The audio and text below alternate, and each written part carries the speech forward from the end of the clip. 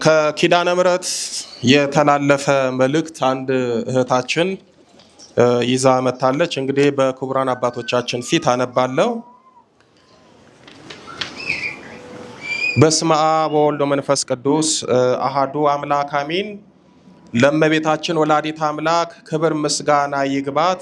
እኔ ኃጢአተኛ የማይገባኝ ሰው ነኝ። እኔ ባለፈው ዓይኔን አሞኝ ከሐኪም ቤት ወጥቼ ጎሮ ኪዳነ ምሕረት ምስክርነት የሰጠሁት ልጅ ነኝ። አባታችን እርሶ እንዳሉት ኪዳነ ምሕረት ሪፈር ጽፋልኝ ነው የመጣሁት። ሕያው እግዚአብሔርን ዛሬ ደግሞ በህልሜ 2129 የሚል ቁጥር አሳይታኝ ነበርና ምንድነው ስል አትጨነቂ፣ ይሄ ጭንቅላትሽ ላይ ከባድ ኦፕሬሽን የተሰራበት ቀን ነው ብላ በ29 ደግሞ ዛሬ የመጨረሻሽ መዳኛሽ ቀን ነው አለችኝ።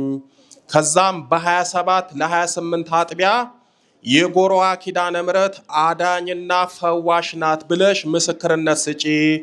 ቦታዋ ትልቅና ገናና የዓለም ሕዝብ ሁሉ የሚድንበትና የሚፈወስበት እንደምትሆን መስክሪ።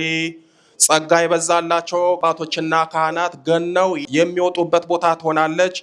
አንቺም በ29 የመዳኛሽ ቀን ይሆናል።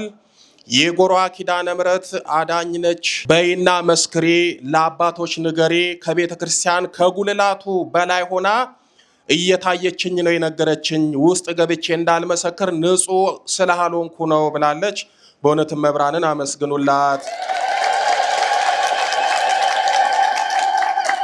ይሄ እንግዲህ የኔም የክቡር አባታችንም መልእክት አይደለም፣ የእመቤታችን መልእክት ነው። እቺ ልጅ ባለፈው እዚህ የነበራችሁ ሰዎች ነበራችሁ፣ አይታችኋል። ሆስፒታል በተኛችበት ሰዓት ራሷ እመቤታችን በህልሟ አይዞሽ ጎሮ ኪዳነ ምሕረት ሄደሽ ትፈወሻለሽ ብላ ነገረቻት። ቦታውንም አታውቅም። እየጠየቀች እያጠያየቀች መጣች።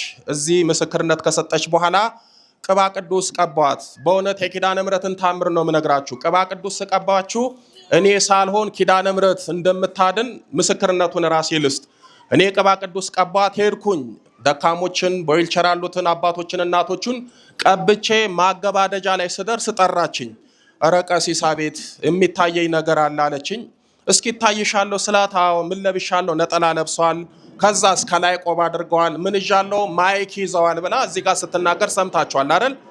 እና እመቤታችን አይኗን ገልጣላታለች። እመቤታችንን አመስግኑላት።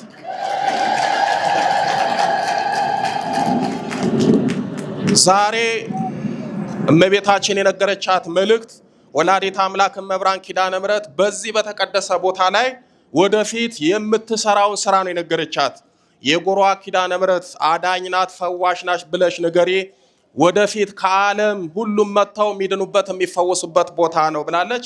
ይሄ ማለት እኔ ያለው ልጆቼን አድናለሁ ነው እያለች ነውና በእውነት እመቤታችን እዚህ ጉልላት ላይ ተገልጻ ነው የነገረቻትና እመቤታችን በእውነት ክብር ምስጋና ይድረሳት። እልል ብላችሁ ኪዳነ ምሕረትን አመስግኑ።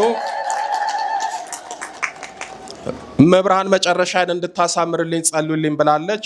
ትዕግስት ወይም ደግሞ ጽጌ ማርያም ትባላለች። እንግዲህ እመቤታችን ይህንን መልእክት ሄደሽ ንገሪ ለአባቶች ለካህናት ብላ አስገድዳት ነው ይህንን መልእክት የሰጠቻት። በእውነት እሷንም ኪዳነ ምሕረት ምራት እዚህ ቆማ ለመናገር ለመመስከር ታብቃት።